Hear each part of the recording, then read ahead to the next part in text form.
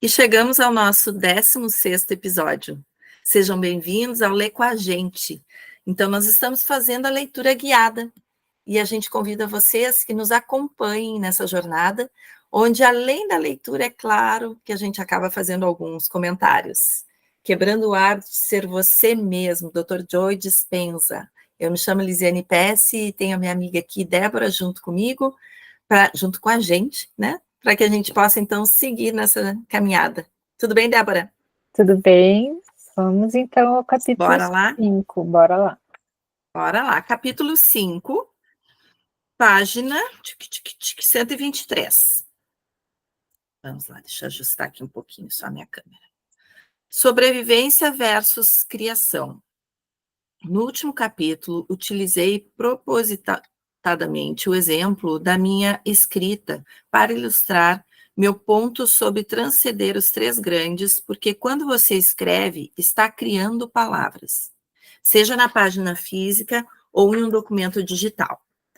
A mesma criatividade opera quando você pinta, toca um instrumento musical, trabalha na madeira, num torno ou se envolve em qualquer outra atividade que tem o efeito de romper as amarras dos três grandes sobre você.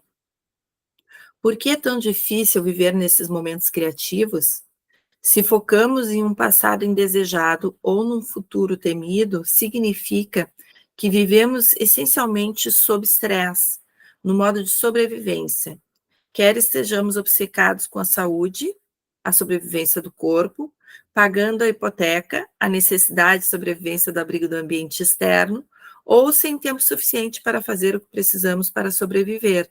A maioria de nós está muito acostumada ao estado viciado da mente, que denominamos de sobrevivência, do que a viver como criadores. Em meu primeiro livro, entrei em um grande detalhe sobre a diferença entre viver na criação versus viver na sobrevivência. Isso é fundamental, né? Estudar. Portanto, para uma explicação mais completa dessa diferença, você pode ler dos capítulos 8 a 11 do Involve Your Brain. Involve Your Brain. Não sei pronunciar direito, tá? Mas tudo bem. Nas páginas a seguir, descreverei brevemente a diferença entre os dois. Quem são os dois, então? Sobrevivência versus criadores. Pense na vida no modo de sobrevivência, imaginando um animal, como um cervo pastando calmamente na floresta. Vamos assumir que ele está em homeostase, em equilíbrio perfeito. Mas, se ele percebe algum perigo no mundo exterior, digamos um predador, seu sistema nervoso de luta ou fugir é ativado. Esse sistema nervoso simpático faz parte do sistema nervoso autônomo, que mantém as funções automáticas do corpo, como digestão, ajuste da temperatura, nível de glicose no sangue, etc. Para preparar o animal para lidar com a emergência detectada, o corpo é alterado quimicamente. O sistema nervoso simpático ativa automaticamente as glândulas adrenais para mobilizar enormes quantidades de energia. Se o cervo é caçado por uma matilha de coiotes, ele utiliza essa energia para fugir. Se é suficientemente ágil, está ágil para escapar, incólume. Nossa, que palavra.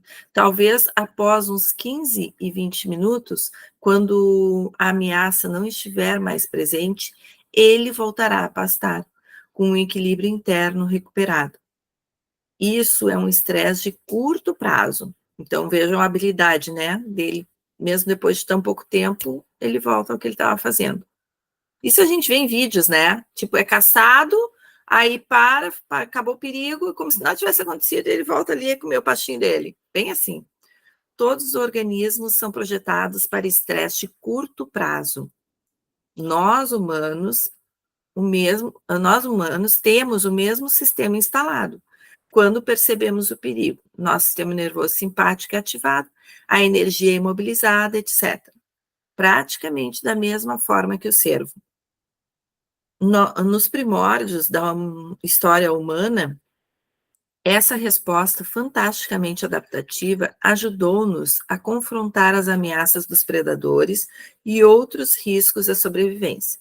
Essas qualidades animais serviram-nos muito bem para a evolução como espécie. Vou seguir mais um pouquinho, tá? O pensamento em si pode desencadear a resposta humana ao estresse e mantê-la ativa. Infelizmente, existem várias diferenças entre o Homo sapiens e nós coabitantes planetários do mundo animal que não nos servem tão bem. Cada vez que tiramos o corpo do nosso equilíbrio químico, isso é chamado de estresse. A resposta ao estresse é como um corpo responde de forma inata quando é arrancado do equilíbrio e o que faz para retornar ao equilíbrio. Quer vejamos um leão no seringuete, topemos com o nosso ex, não tem... Vou ler de novo. Quer vejamos um leão no seringuete, topemos com o nosso ex, não tão amigável, na mercearia, ou enlouqueçamos com o trânsito na autoestrada por estarmos atrasados para uma reunião, ativamos a resposta de estresse porque estamos reagindo ao ambiente externo. Diferentemente dos animais, temos a capacidade de adicionar a resposta de lutar ou fugir apenas com o pensamento. E esse pensamento não precisa ter nada a ver com qualquer aspecto das nossas circunstâncias atuais. Podemos acionar essa resposta em antecipação de algum evento futuro. Ainda mais desvantajoso, podemos produzir a mesma resposta de estresse revisitando uma memória infeliz costurada no tecido da nossa massa cinzenta. Assim, ao anteciparmos experiências geradoras de respostas de estresse ou as recordarmos, nosso corpo existe no futuro ou no passado. Em nosso detrimento, transformamos situações estressantes de curto prazo em situações de longo prazo. Por outro lado, até onde sabemos, os animais não têm a capacidade, ou devo dizer incapacidade, de acionar a resposta de estresse com tanta frequência e facilidade que não consigam desativá-la. Nossa, eu queria essa habilidade também. Aquele cervo pastando alegremente outra vez não é consumido por pensamentos sobre o que aconteceu há alguns minutos, muito menos sobre os coiotes que perseguiram 2 meses atrás. Esse tipo de estresse receptivo nos é prejudicial, porque nenhum organismo foi projetado com um mecanismo para lidar com efeitos negativos no corpo quando a resposta ao estresse é acionada com tanta frequência e por tão longa duração. Em outras palavras, nenhuma criatura pode evitar os efeitos de viver em situações de emergência de longo prazo. Quando ativamos a resposta ao estresse e não conseguimos desativá-la, estamos fadados a algum tipo de colapso do corpo. Aí que vem as questões, né, no corpo. As alergias, enfim, né, as coisas da pele. Digamos que você continue ativando o sistema de lutar ou fugir devido a alguma circunstância ameaçadora, real ou imaginária, em sua vida. Como seu coração acelerado bombeia volumes enormes de sangue para suas extremidades e seu corpo está nocauteado pela homeostase, você está ficando preparado pelo sistema nervoso para fugir ou lutar. Mas vamos encarar. Você não pode fugir para as Bahamas, nem pode estrangular o seu parceiro de trabalho, seria primitivo. Portanto, a consequência é que você condiciona seu coração a bater acelerado o tempo todo, e com isso pode estar fadado a ter pressão alta, arritmias, etc. E o que sobra quando você mobiliza toda essa energia para a situação de emergência? E sabe que muitas vezes, né, a gente aciona todas essas memórias em frente ao computador, assim, ó, trabalhando. Então, vocês imaginem que carga é, né, para o organismo. Se você está direcionando o grosso de sua energia para algum problema em seu ambiente externo, haverá pouca para o ambiente interno do seu corpo. Seu sistema imunológico, que monitora seu ambiente interno, não consegue repor a falta de energia para o seu crescimento e reparação. Portanto, você fica doente, seja com um resfriado, câncer ou artrite reumatoide. Todas elas enfermidades mediadas pelo sistema imunológico. Quando se pensa nisso, é bem longo, né, amiga? Eu vou seguindo mais um pouquinho. Quando se pensa nisso, a real diferença entre animais e humanos é que, embora os dois experimentem estresse, os humanos experimentam e pré-experimentam situações traumáticas. O que há de tão nocivo em ter resposta ao estresse encadeadas por pressões do passado, presente e futuro, quando somos derrubados do equilíbrio químico com tanta frequência, o estado de desequilíbrio, por fim, torna-se a norma.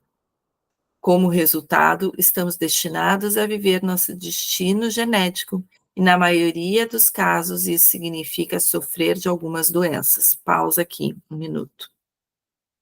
Foi assim que eu desenvolvi, há muitos anos atrás, eu acredito que há uns 20 anos atrás, eu desenvolvi fibromialgia. Exatamente nesse processo aqui. A fibromialgia, ela não tem cura, a gente já conversou, eu acho, sobre isso aqui, não tem cura. A medicina, né, humana pelo menos diz não ter, assim como o câncer, né, dizem muitas, não tem cura em alguns casos, né, quando ele é maligno, mas muitas pessoas se curam, né, tanto do câncer quanto da fibromialgia. E eu posso dizer que muito trabalho, eu hoje sou curada, né, já há uns, eu acho que 6, 7 anos, 6 anos mais ou menos, eu me sinto curada da fibromialgia, que quase paralisou a minha vida. E eu tive que tomar uma decisão, né? Eu decidi e decretei que eu havia nascido para ser feliz e não sofrer. Quando eu fiz esse decreto comigo mesma, minha vida começou a mudar, e então eu realmente me vi renascendo para uma nova oportunidade. E é isso mesmo, né? São essas tomadas de consciência do quanto a gente pode estar devastando o nosso organismo com esses pensamentos e cocriando mais, né, de uma realidade passada para o nosso futuro e trazendo tantos transtornos. Então, percebam aí como andam os pensamentos, sentimentos, emoções de vocês e o quanto é importante trabalhar as questões do passado, né, sem que tu tenha que imaginar que tu esteja te precavendo, né, através dessa adrenalina toda, porque nós vamos criando esse sistema, né, do luto ou fuga para se preparar das coisas que não foram resolvidas no passado e acabamos causando essa descarga no nosso organismo e trazendo muitas doenças. Então, percebam aí, né, como as coisas andam com vocês. Quer seguir um pouquinho, amiga? Sigo. Exato, são grandes chaves, né? Os pensamentos e sentimentos, quanto mais são guardados, quanto mais são ignorados, falar agora não, né, não preciso ver isso, não quero ver isso está sendo guardado, isso está sendo computado lá na caixinha, né? Uma hora isso vem, querendo ou não, seja por doença, um desequilíbrio, né, situações. Então, sim, são grandes chaves a serem observadas com muita atenção, né? Sim. Então, vamos lá. A partir ali da razão, né? É, isso. A razão é clara. O efeito dominó da cascata de hormônios e outras substâncias químicas que liberamos em resposta ao estresse pode desregular alguns de nossos genes, e isso pode criar doenças. Em outras palavras, o estresse repetido aperta os botões genéticos que começam a conduzir rumo ao nosso destino genético. Assim, o que outrora era um comportamento muito adaptativo e uma resposta química benéfica, lutar ou fugir, torna-se um conjunto de circunstâncias extremamente nocivas e desadaptadas. Por exemplo, quando o leão caçava nossos ancestrais, a resposta de estresse fazia o que foi planejado que fizesse, protegia-os de seu ambiente externo. Isso é adaptação. Mas se por vários dias você fica ansioso com sua promoção, foca exageradamente em sua apresentação para a chefia, ou se preocupa por sua mãe estar no hospital, essas situações criam as mesmas substâncias químicas como se você estivesse sendo perseguido por um leão. Isso é má adaptação. Você está ficando tempo demais no modo de emergência. O mecanismo de lutar ou fugir está consumindo a energia de que seu ambiente interno necessita. Seu corpo está roubando essa energia vital do seu sistema digestivo, endócrino e imunológico, entre outros, e direcionando-as para os músculos, que você usaria para lutar com um predador ou fugir do perigo. Mas em sua situação, isso está apenas trabalhando contra você. Do ponto de vista psicológico, a superprodução de hormônios de estresse gera as emoções humanas de raiva, medo, inveja e ódio. Incita sentimentos de agressão, frustração, ansiedade e insegurança e provoca dor, sofrimento, tristeza, desânimo e depressão. A maioria das pessoas passa por maior parte do tempo preocupada com os pensamentos e sentimentos negativos. É possível que a maior parte das coisas que estejam acontecendo em nossas circunstâncias atuais sejam negativas? Obviamente que não. A negatividade fica tão alta porque ou vivemos em antecipação ao estresse ou o reexperimentamos graças a uma memória, de modo que a maioria dos nossos pensamentos e sentimentos é impulsionada por esses fortes hormônios de estresse e sobrevivência. Anotado aqui. Quando nossa resposta ao estresse é disparada, focamos em 3 elementos, e eles são a da maior importância. O corpo, que deve ser cuidado, o ambiente, aonde posso ir para escapar dessa ameaça, e o tempo. Quanto tenho que usar a fim de escapar dessa ameaça? Viver na sobrevivência é o modo pelo qual nós, humanos, somos tão dominados pelos 3 grandes. A resposta ao estresse e aos hormônios que ele desencadeia obrigam-nos a focar no e ficarmos obcecados com o corpo, ambiente e tempo. Como resultado, começamos a definir nosso eu dentro dos limites do reino físico. Tornamo-nos, assim, menos espiritualizados, menos conscientes, menos cientes e menos atentos. Colocado de outra forma, crescemos para ser materialistas, ou seja, consumimos habitualmente por pensamentos sobre coisas do mundo externo. Nossa identidade fica acondicionada em nosso corpo. Somos absorvidos pelo mundo exterior, pois é nele que as substâncias químicas nos obrigam a prestar atenção. Coisas que possuímos, pessoas que conhecemos, locais aonde devemos ir, problemas que enfrentamos. Cortes de cabelo que detestamos, partes do nosso corpo, nosso peso, nossa aparência, em comparação com os outros. Quanto tempo temos ou não. Você entende o cenário. E lembramos que somos baseados primeiramente no que sabemos e nas coisas que fazemos. Viver na sobrevivência obriga-nos a focar em 0,00001% e não nos 99,99999 da realidade. Sobrevivência, viver como um alguém. A maioria de nós adota a noção tradicional de si como um alguém, mas quem realmente somos não tem nada a ver com os 3 grandes. Quem somos é uma consciência conectada a um campo de inteligência quântica. Quando nos tornamos esse alguém, esse eu materialmente físico, vivendo na sobrevivência, esquecemos quem realmente somos. Ficamos desconectados e nos sentimos separados do campo universal da inteligência. Quando vivemos impactados pelos hormônios do estresse, mais essa corrida química se torna a nossa identidade. Se nos consideramos unicamente seres físicos, nos limitamos a perceber somente com nossos sentidos físicos. Quanto mais usamos os nossos sentidos para definir a nossa realidade, mais permitimos que os nossos sentidos determinem a nossa realidade. Escorregamos para o modelo de pensamento newtoniano, que nos prende à tentativa de prever o futuro com base em alguma experiência passada. Lembre-se, o modelo newtoniano da realidade se resume a prever resultados. Tentamos controlar a nossa realidade em vez de nos rendermos a algo maior. Tudo o que fazemos é tentar sobreviver. Se o modelo quântico da realidade, no fim das contas, define todas as coisas como energia, Por que nos experimentamos mais como seres físicos do que como seres energéticos? Poderíamos dizer que as emoções orientadas pela sobrevivência, emoções são energias em movimento, são emoções de baixa frequência ou baixa energia. Elas vibram a um comprimento de onda mais lento e, portanto, aterram-nos no físico. Ficamos mais densos, mais pesados e mais corpóreos, pois essa energia nos faz vibrar mais lentamente. O corpo quase que literalmente fica composto de mais massa e menos energia, mais matéria e menos mente.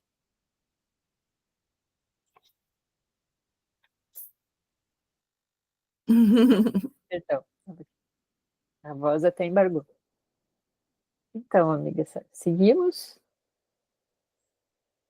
Tem essa tabelinha aqui, ele é bem longo, né? Essa tabelinha aqui de emoções, de sobrevivência versus emoções elevadas, né? Ele Uhum. traz, então, na página 129, uma demonstração de mais matéria, menos matéria, mais energia. Emoções elevadas, emoções de sobrevivência. E aí ele só demonstra ali o tamanho da onda, sabe? Onde tem mais amor, ira e ódio, julgamento, culpa, vergonha, medo, dúvida, avidez, competição, tá? Então ele traz ali mais ou menos falando sobre essa frequência. Eu vou ler até aqui, diz assim, ó, as ondas de frequência mais alta no topo vibram mais rapidamente e, portanto, estão mais próximas da taxa vibratória da energia e menos da matéria. E aí, quais são essas que vibram mais rápido? É a energia do amor, tá? Movendo-se para baixo nessa escala, né? Então, em cima está o amor, que é uma onda mais rápida. Você pode ver que o quanto mais lento o comprimento da onda, mais materializado, que no caso vem a culpa, a competição, o medo, a dúvida, né? Consequentemente, as emoções de sobrevivência nos aterram para sermos mais como matéria e menos como energia. Então, por isso que esse convite constante, né, de perceber os nossos pensamentos para onde eles estão nos direcionando.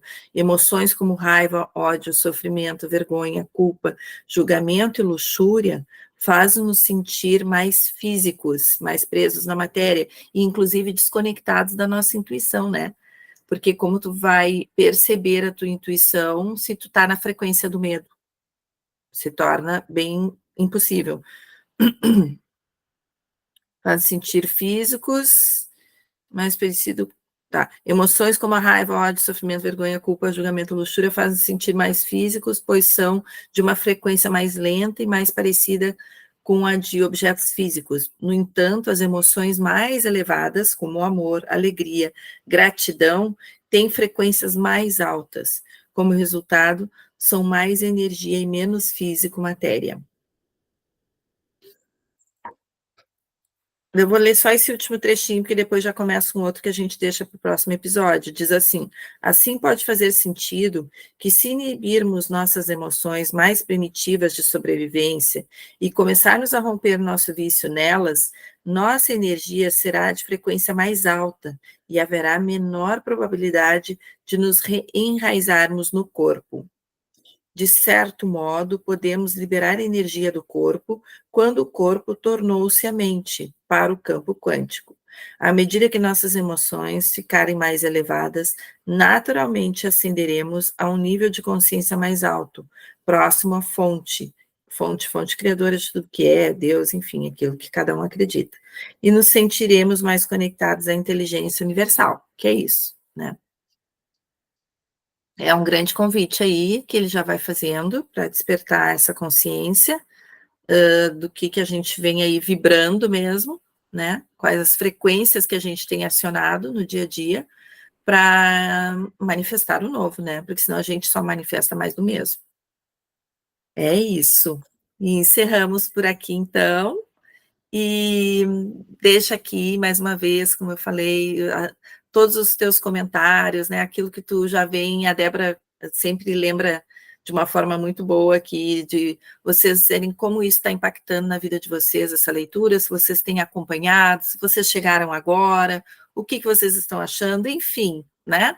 Se expressem, aproveitem esse momento para se expressar também, assim que a gente conseguir, a gente chega até aqui e responde cada um de vocês, estejam nos acompanhando, tanto aqui nesse canal, né, então já segue, curte, compartilha, quanto também no Instagram, para dar continuidade a essa jornada aí de autoconhecimento e nessa guiança aí mesmo dessas infinitas possibilidades que se abrem a partir dessa leitura. Tá bem? E nos encontramos no próximo episódio. Tá fechado teu microfone, amigo. Perfeito, até a próxima, então, que daí a gente já dá sequência aí nos estudos. Grande beijo. Tchau, tchau.